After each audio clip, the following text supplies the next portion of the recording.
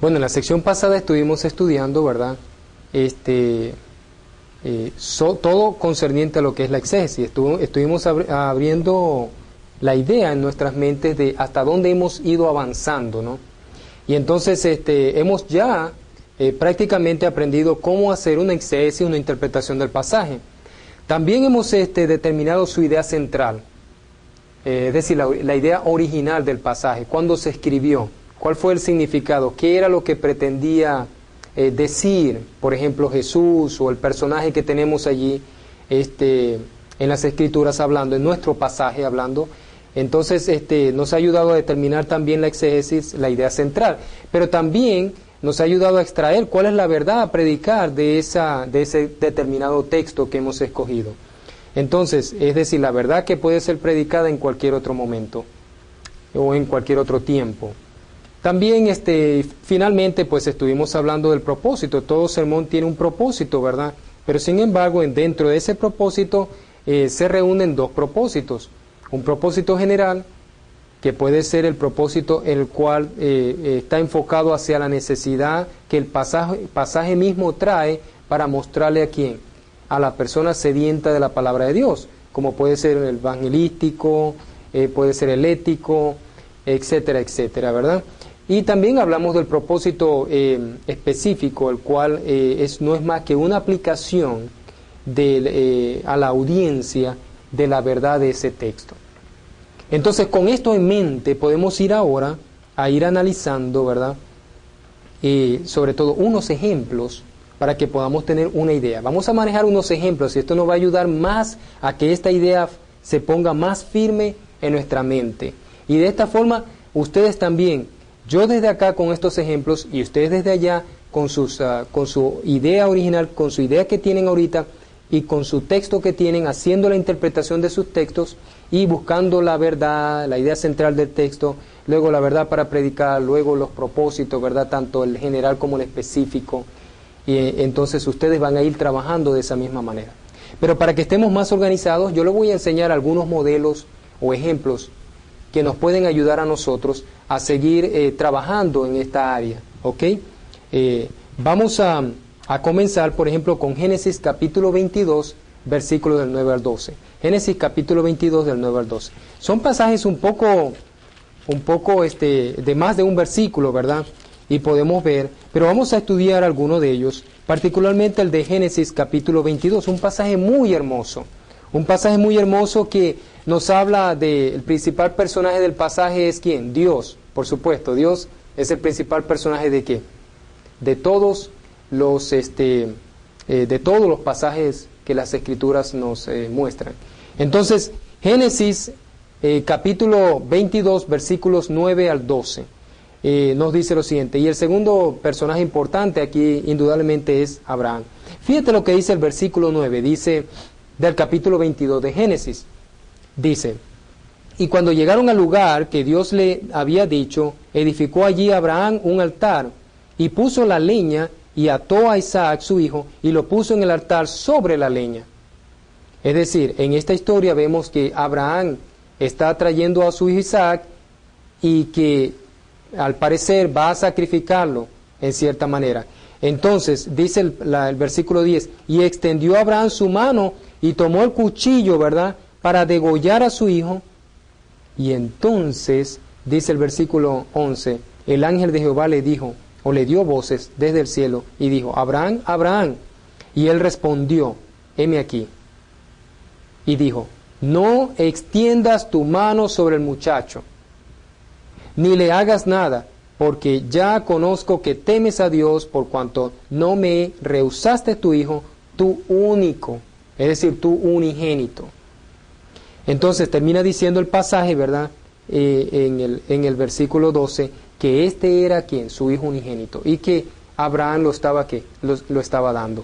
Ahora, vamos a hacer lo mismo, exactamente, es como el texto acá, vamos a hacer exactamente lo mismo, vamos a buscar esto mismo, ¿verdad?, también en Salmos 23, 1 al 6, vamos a mirar esto en Lucas capítulo 11, versículo 1 al 4, ¿verdad?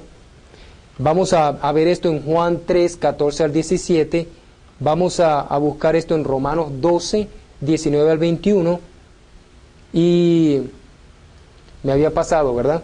Cinco textos que nos pueden ayudar a nosotros a tener una idea verdaderamente de cómo hacer esto.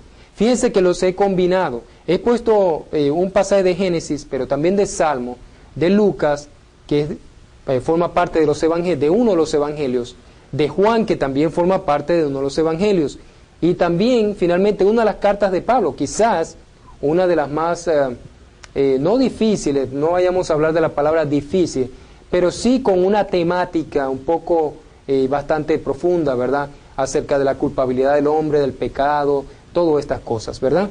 Entonces, Romanos 12, 19 al 21, lo he incluido también. Ahora, empecemos por el pasaje que ya habíamos leído. Hagamos con los textos lo siguiente. Vamos a hacer una exégesis de cada uno, ¿verdad? Ustedes lo pueden ir haciendo conmigo. Ciertamente ustedes pueden ir pensando en esto e ir mirando conmigo sobre este ejemplo. Pero desde luego que lo más importante es que ustedes lo vayan viendo con el texto que ustedes ya hayan escogido, ¿ok? El texto que ustedes van a utilizar como el texto principal para su sermón o estudio.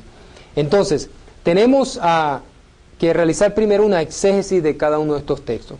Después que realicemos esta exégesis, ¿verdad?, deberíamos de proceder, número 2, ¿a qué? A determinar su idea central o la idea original del texto, de su tiempo, en su tiempo, ¿verdad? Luego deberíamos de ¿qué? De extraer la verdad que voy a predicar de ese texto, la verdad que es para todos los tiempos. Fíjense que estamos tratando de insistir una y otra vez sobre estos pasos. ¿Por qué? Porque esto es lo que va a definir el sermón o estudio que vamos a terminar en lo sucesivo. Entonces, con esto en mente, ¿verdad?, con la mente puesta en la verdad que se va a predicar, podemos determinar también el propósito general, es decir, el tipo de necesidad que va a cubrir este sermón. Como yo diría, ¿verdad?, ¿dónde vas a apuntar tu cañón? ¿Hacia dónde va dirigido el sermón o el estudio que tú vas a dar? Entonces, además del propósito general, acuérdense siempre, hay que determinar el propósito específico. Y el propósito específico es la aplicación a mi audiencia de esa verdad del texto. Fíjense que una y otra vez estamos trabajando sobre lo mismo. Aquí vamos a tomarnos un tiempo, ¿verdad?, en lo que resta de esta sección, y me imagino que la próxima sección que vamos a tener, vamos a tomarnos un tiempo para analizar esto de la manera que lo estamos planteando aquí. Entonces, hagamos con los textos que tenemos aquí esto que hemos hablado, estos 5 pasos, o busquemos estas 5 cosas en el texto. Ahora, además de esto, ¿verdad?, fíjense bien que es importante, aunque no puedo hacer, yo tengo los libros, pero no los tengo todos acá para que nos pongamos acá, sobre todo a hacer esto, pero ya tenemos que dar por, digámoslo así, en cada uno de estos pasajes vamos a dar por hecho la exégesis de cada uno de ellos. Entonces, de manera pues que ya vamos a suponer que ya hemos hecho la exégesis del pasaje y vamos a determinar la idea central, vamos a estar diciendo cuál es la idea central, vamos a extraer la verdad, vamos a hablar del propósito general y vamos a hablar del propósito específico de cada uno de estos textos. Ok, entonces estamos aquí, ¿verdad? Estamos hasta acá. Comprendemos la tarea que vamos a enfrentar en adelante. Podemos ahora decirnos, este va a ser nuestro reto ahora. Y vamos a hacerlo, no solamente van a ir haciéndolo conmigo con estos textos, pero el reto de ustedes va a ser ¿qué? El hacerlo con el texto que ustedes han escogido para su sermón o estudio. Entonces, vamos a hacernos eso en nuestra mente, vamos a poner eso en nuestra mente y en nuestro corazón, a trabajar duro, ¿verdad?, para poder hacer nuestros propios mensajes, para poder lograr ya de una vez y definitivamente, ¿verdad?, deshacernos de los enlatados que tenemos en nuestras casas, de aquellos libros que sí nos han ayudado mucho y en verdad nos siguen ayudando, es importante decirlo, ¿verdad?, son libros de ayuda, pero que realmente quiero decirles que cada uno de nosotros deberemos de ponernos esa determinación de hacer nuestros propios sermones y estudios. Y ya ustedes, como lo han visto, las herramientas se están dando. Solo que necesitamos las manos que tomen las herramientas para comenzarlo a hacer. Y entonces en estos textos vamos a ir enseñando que sí se puede lograr hacer de este texto un sermón o un estudio. Muy sencillo, ¿verdad? Bueno, habíamos hablado y comentado acerca de Génesis capítulo 22, versículos 9 al 12, que ya unos minutos atrás había leído. Por eso les digo yo, luego de haber hecho una exégesis de este pasaje, ahora vamos a determinar, o vamos ahorita a colocar allí cuál es la idea central del texto. Entonces, miramos el pasaje, ¿verdad? Y yo pienso que la idea central de este texto tiene que ver con que Dios pidió a Abraham total sumisión a él. ¿De dónde sacamos esta idea? Bueno, el pasaje mismo lo dice, ¿verdad? Lo hemos leído y el pasaje nos dice, ¿verdad?, que Abraham estuvo dispuesto a ¿qué? Abraham estuvo dispuesto a entregar ¿a quién? A su propio hijo. Mira esto, su único hijo.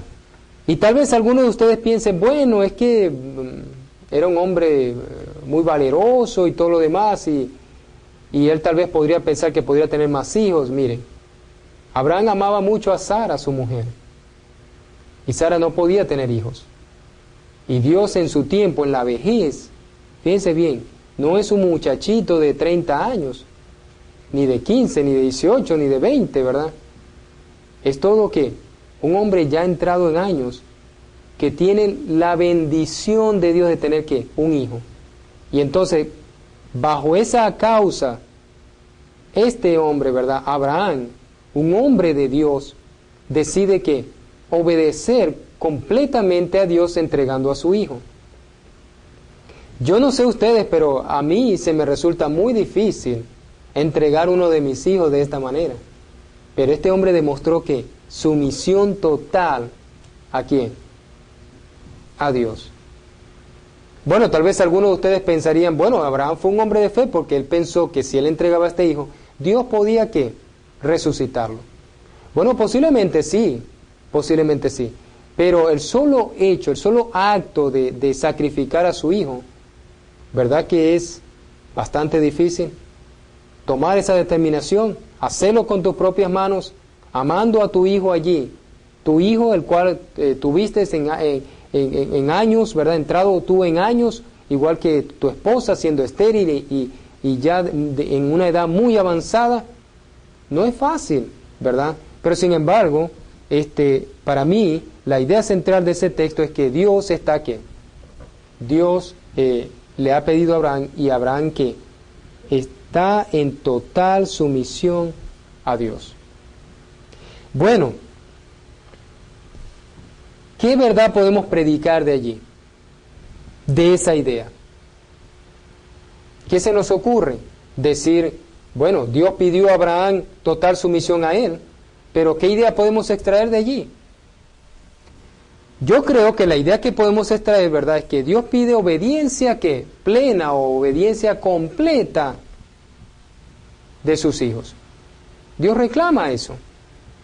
Bueno, a veces pensamos, ¿esta verdad a predicar contradice en algún momento las Escrituras? No, porque fíjense que aun cuando este texto, oigan bien, que aunque este texto es del Antiguo Testamento, en el Nuevo Testamento Jesucristo a través del discipulado, también requiere obediencia plena y completa de aquellos que quieren ser sus discípulos. Podemos citar muchos ejemplos donde Jesús le hace ver a sus discípulos que Él quiere o todo o nada. Y adivinen qué, Jesucristo es quien está mostrando al Padre a ellos. Jesucristo vino al mundo ¿a qué? A mostrarnos el corazón de Dios, a mostrarnos quién es Dios. ¿Se recuerdan lo que le dijo a Felipe? Le dijo, Felipe, ¿no me has visto a mí? Si me has visto a mí, ¿has visto a quién? Al Padre. Entonces, el mismo Dios, el mismo Padre, ¿verdad?, que está hablando aquí a quién, a Abraham, que le pide ¿qué? Obediencia plena, también le pide, también en el Nuevo Testamento, Jesús, ¿verdad? En este caso Jesús, el Hijo de Dios, pide obediencia plena. Entonces, teológicamente, esto guarda ¿qué? Guarda una armonía en todo lo que vemos enseñado acerca de la obediencia. Todo es una armonía, todo guarda una armonía. Ahora, ¿qué podríamos decir? Después que tenemos la verdad, que ya sabemos que esto es una verdad que podemos hablar aquí en todos los tiempos, porque se habla ¿dónde? En el Antiguo Testamento, se habla ¿dónde? En el Nuevo Testamento. Es una verdad que se habla en todos los tiempos, ¿verdad? Acerca de la obediencia plena a Dios. Ahora, ¿podríamos pensar en un propósito general? Y el propósito general que podemos ver aquí es que este podría ser un sermón, un estudio, ¿verdad?, de devoción. Podría ser de devoción. ¿Por qué? Porque en este caso, en todo caso, ¿verdad?, estamos viendo acá que esto que tiene que ver con lo que es la obediencia, la entrega, tiene que ver mucho con lo que es devoción, consagración. Entonces, con esto que estamos viendo de este pasaje, estamos viendo una devoción tremenda ¿de quién? De Abraham hacia Dios. Y lo mismo, oigan bien, podemos enseñar nosotros acerca de este pasaje. ¿No lo creen así? ¿No lo ven así? Yo creo que sí. Propósito general, para mí, de devoción. Ahora, propósito específico. ¿Qué propósito específico podemos ver aquí? Fíjense bien. Si estás hablando ahora de algo que tú quieres que esas personas se lleven de este mensaje, de este estudio, ¿qué te gustaría que ellos se llevaran en sus mentes? Acerca de esto que específicamente de este pasaje y de esta idea, ¿verdad? Acerca de la obediencia, de la sumisión y todo esto. Yo creo que yo podría decir que los oyentes se sometan a Dios totalmente. ¿Qué les parece? Que los oyentes se sometan a Dios totalmente. Esa es la idea. Esa es la idea. Eso es lo que Dios realmente, pienso, que además de esa idea central, de esa verdad que está en el pasaje y de ese propósito que tiene el pasaje, Él quiere que nosotros nos consagremos más, seamos más devotos, que nos sometamos más a Él en obediencia, totalmente. Entonces, fíjense, punto número 1, la idea central del texto después de la exégesis me arroja a mí la idea de que Dios pidió a Abraham total sumisión a Él. Luego vengo y empiezo a buscar lo que es la verdad, es decir, la aplicación de esto que yo puedo ver, lo que se quiere, ¿verdad?, enfatizar en todo caso acá, es que Dios pide obediencia plena ¿a quién? De sus hijos. Es como una aplicación, ¿verdad?, en ese sentido. Y luego sencillamente busco el propósito general, basado en esta verdad y basado en esta idea central, ¿verdad? Y miro que es de devoción. Necesitamos ser más devotos a Dios. Y finalmente el número 4, ¿verdad? Punto número 4 nos habla del específico, donde sabemos y reconocemos que los oyentes se deben de someter ¿a quién? A Dios totalmente. Eso es lo que yo quiero que se lleven en sus mentes cuando salgan de aquí. ¿Qué les parece? Es el primer texto, ¿verdad? Vamos a trabajar un poco más esto, ¿verdad? Ustedes dirán, bueno, vamos a seguir viendo. ¿Qué tal un salmo? Tenemos aquí el Salmo 23, versículo 1 al 6. Si vamos allí, ¿verdad? Salmo 23, del 1 al 6. Miren lo que dice. ¿A quién no le gustan los salmos? A todos, ¿verdad? ¿Quién no se siente consolado por un salmo? Y muchos de estos salmos son tan importantes y tienen tan grandes verdades, ¿verdad?, para nosotros hoy en día. Tesoros incalculables de conocimiento, de sabiduría, de lo que muchos de estos hombres han experimentado. Pero fíjate lo que dice el Salmo 23, 1 al 6. Dice, Jehová es mi pastor, nada me faltará.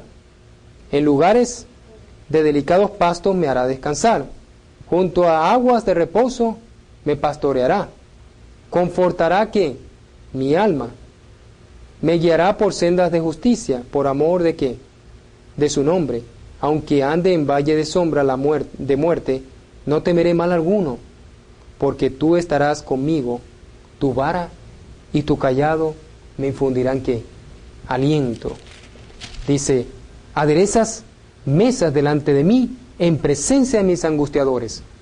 Unge mi cabeza con aceite, mi copa está rebosando. Ciertamente el bien y la misericordia me seguirán todos los días de tu vida, o de mi vida. Y en la casa de Jehová moraré, ¿por qué? Por largos días. Entonces este salmo tan precioso, ¿verdad? Este salmo que vemos aquí, solo puede venir un hombre que tiene un corazón tan grande, un hombre con un corazón conforme ¿a quién? Al corazón de Dios, de David. Ok, mirando un poco este salmo, mirando lo que este salmo nos trae, ¿verdad? Busquemos una idea central. ¿Cuál podría ser, después de una exégesis, después de una interpretación de estos textos, de este pasaje, ¿verdad? Del 1 al 6, de Salmo 23, nos puede traer? Bueno, lo primero que pensaría es que el salmista, ¿qué es lo que quiere reconocer el salmista? De Dios. Piense que está por un lado que la voz del salmista y por otro lado se refiere a quién, a alguien, y ese alguien es quién, Dios. Entonces, ¿qué es lo que quiere reconocer el salmista de Dios? Quiere reconocer, número uno, su ayuda, y número dos, que Dios, ¿qué? Le brinda a él fortaleza. ¿En qué momentos? En cualquier momento de su vida. En todos los momentos de su vida. Es una persona que ha experimentado esta ayuda, esta fortaleza en todos los momentos de su vida. ¿Y quién mejor que David para poder haber dicho eso, cierto? Porque David, precisamente, él estuvo en guerras, fue un hombre guerrero, fue un hombre donde estuvo participando pues en la conquista de territorios para Israel. En todas estas, ¿verdad? David estuvo enfrentando los enemigos de Dios de una manera con una fuerza increíble. ¿Por qué? Porque esta ayuda y esta fuerza, él estaba seguro que venía de ¿quién? Venía de Dios. Entonces, la idea central es esa. ¿Cuál sería la verdad a predicar?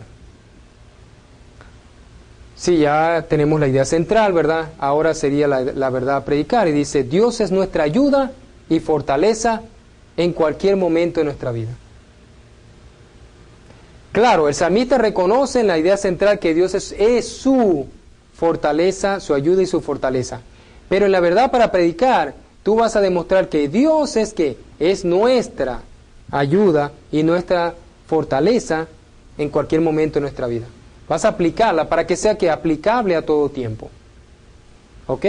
Entonces eso es lo que tenemos como verdad a predicar. Además de la verdad a predicar y de la idea central, ¿cuál otra necesitamos buscar? Vamos a ver. El propósito general. ¿Para qué me sirve a mí? Si predico este sermón basado en este texto, ¿qué me traería a mí de beneficio? O sea, ¿qué necesidad cubriría, espiritual, cubriría de mí, de mi ser? ¿Qué cubriría? Yo creo que sería de aliento. ¿No les parece? Un sermón de aliento. Un propósito, ¿verdad? En general, en el cual me hace ver a mí de que si yo me encuentro en cualquier etapa espiritual de mi vida, yo miro este sermón o yo miro esta escritura y me trae aliento a mi alma. Entonces yo creo que por ese lado, ¿verdad? Yo lo involucraría con ese propósito. Yo lo involucraría con ese propósito general. Y por último, ¿cuál sería el propósito específico de esta escritura o de este texto? Bueno, ¿qué quiero que ellos se lleven? ¿Qué sería? Dice que como hijos de Dios dependamos de ¿quién? Dependamos de Dios, ¿para qué? Para ayuda y fortaleza en cualquier momento de nuestra vida. Entonces fíjense cómo ya lo estoy haciendo más específico a los oyentes.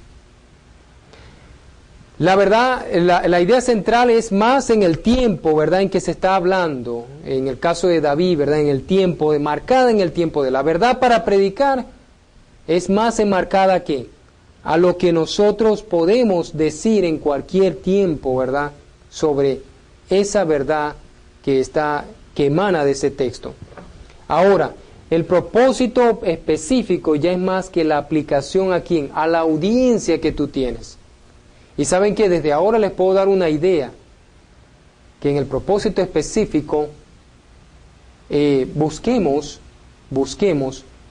que las personas comprendan el propósito específico metido en la conclusión de nuestro sermón. Si es un sermón que vas a predicar, colócalo ¿en dónde? En la conclusión del sermón. Podrías colocarlo allí. Podrías colocarlo en la introducción también, ¿verdad? O podrías colocarlo o repetirlo también en la conclusión. Es decir, de manera que la persona tenga una idea de qué es lo que realmente ella debe de llevarse en su mente cuando salga de ese lugar, como aplicación a ella.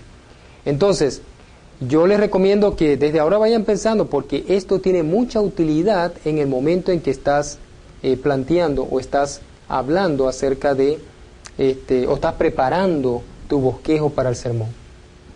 Este será el propósito específico, el cual luego estaremos hablando cuando estemos haciendo el bosquejo, dónde puede ir colocado. Una sugerencia, ¿verdad?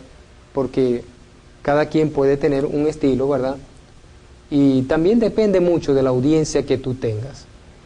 Bueno, vamos a continuar con estos ejercicios en la sección que viene.